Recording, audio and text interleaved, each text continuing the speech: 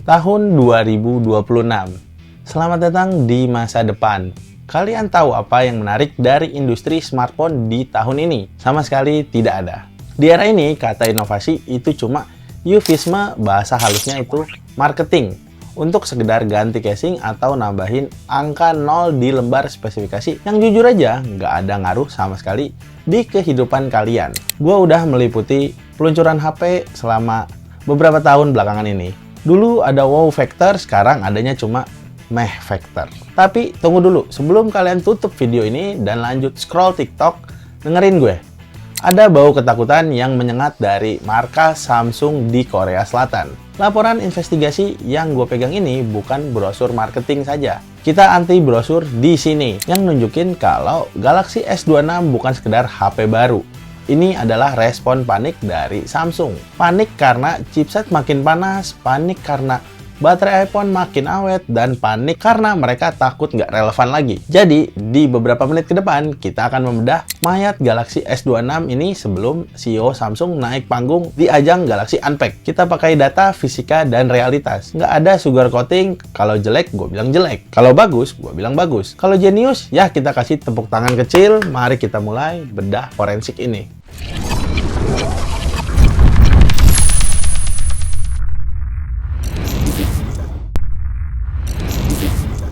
Yang pertama, mari kita bahas gajah di pelupuk mata, yaitu tanggal rilis. Biasanya Samsung itu kayak tamu undangan yang datang ke pagian.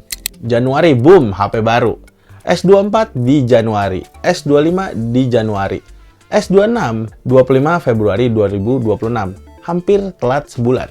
Kenapa? Apakah mereka mau kasih kita waktu buat nabung? Nggak, Samsung nggak sebaik itu. Ada dua teori konspirasi yang didukung data. Satu, chipset Snapdragon 8 Elite Gen 5 itu monster, tapi monster yang demam. Yieldnya rendah, panasnya minta ampun. Samsung butuh waktu buat numpuk stok biar pas rilis nggak goib barangnya. Yang kedua, mereka trauma sama software yang busuk. One UI 8.5 atau 8.5 berbasis Android 16 itu perombakan besar.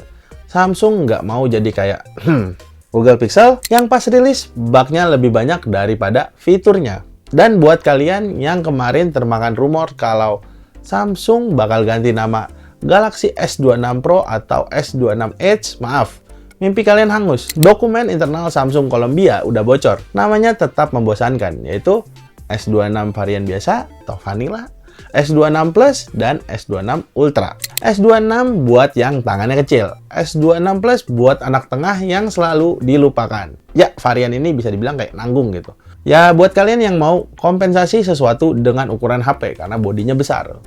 Nah, ini bagian favorit gua. Bagian yang bikin forum teknologi kebakaran jenggot. Ingat 2 tahun lalu Samsung bangga banget bilang titanium, luxury, strong. Apple does it, so we do it. Jadi, tebak apa?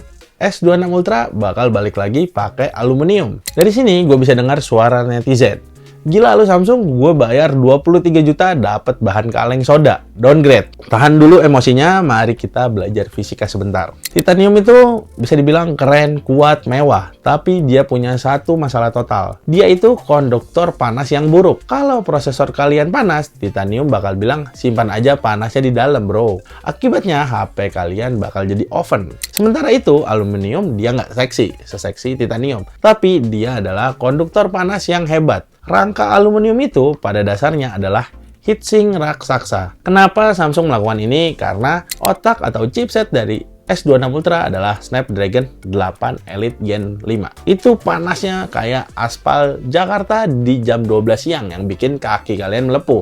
Jadi, kembalinya aluminium bukan karena Samsung pelit, walaupun itu bonus buat margin mereka ya. Tapi ini karena mereka nggak mau HP ini meledak atau throttling parah. Ini keputusan pragmatis, bukan estetis. Dan hey, kabar baik buat telapak tangan kalian. Sudut-sudut tajam di Samsung Galaxy S25 Ultra yang bisa dipakai buat ngiris bawang itu sudah diperhalus. Sedikit membulat, jadi nggak lagi berasa megang batu bata. Akhirnya desainer Samsung sadar kalau tangan manusia itu bukan Lego. Lanjut ke bagian layar, Samsung display masih tetap rajanya AMOLED. Tahun ini mereka bawa panel M14.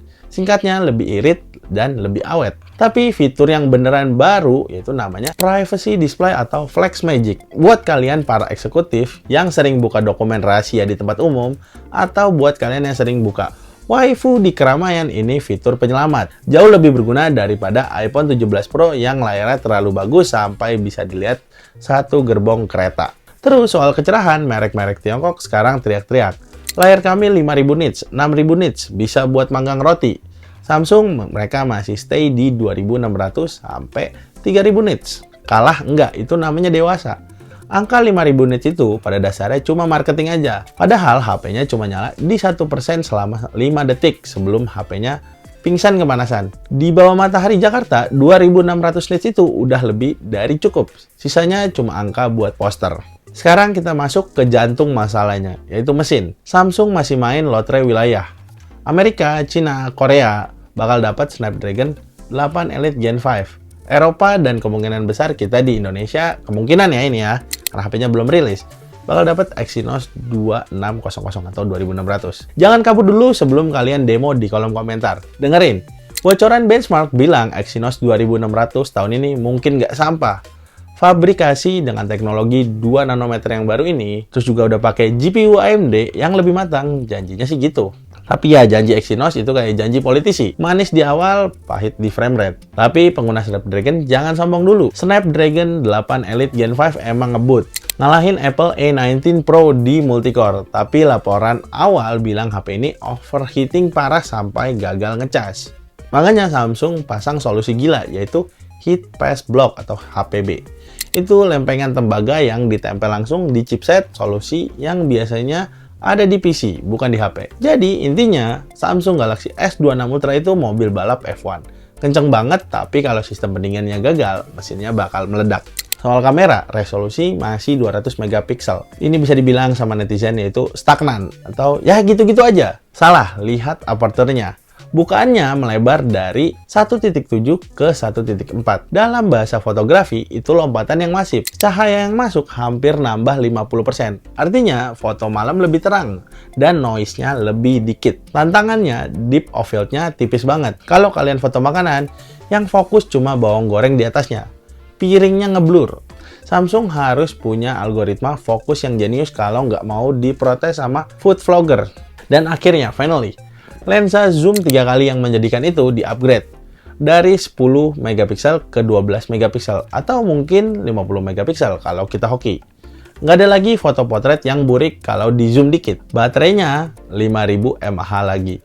Kompetitor udah pada pakai baterai 6000 mAh, bahkan HP-HP yang kelasnya jauh di bawah Samsung Galaxy S26 series. Tapi kenapa Samsung masih takut banget? Satu kata, yaitu Note 7. Hantu itu masih gentayangan di pabrik Samsung.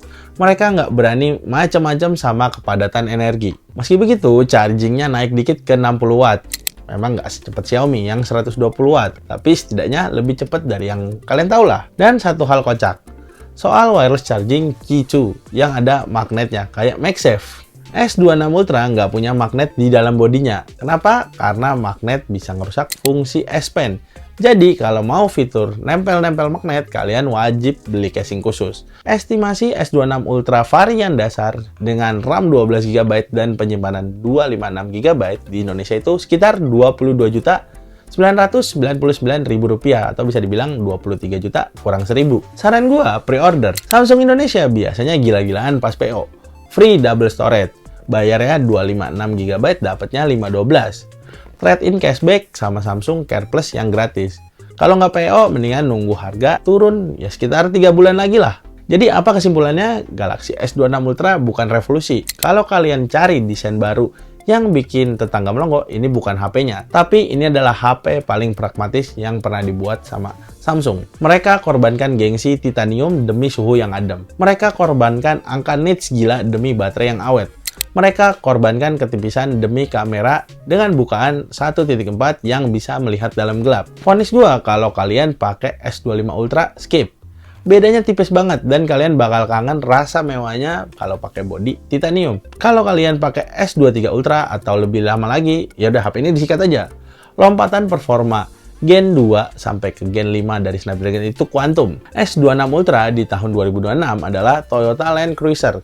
Nggak seksi, nggak modis, Mahal, tapi dia bakal mengantar kalian sampai tujuan tanpa mogok. Sementara mobil listrik canggih lainnya mogok di pinggir jalan karena overheat. Sampai jumpa di antrian pre-order, atau mungkin gue beli iPhone aja. Who knows? Jangan lupa like, komen, dan subscribe. Gue Eski dari Telset. Bye!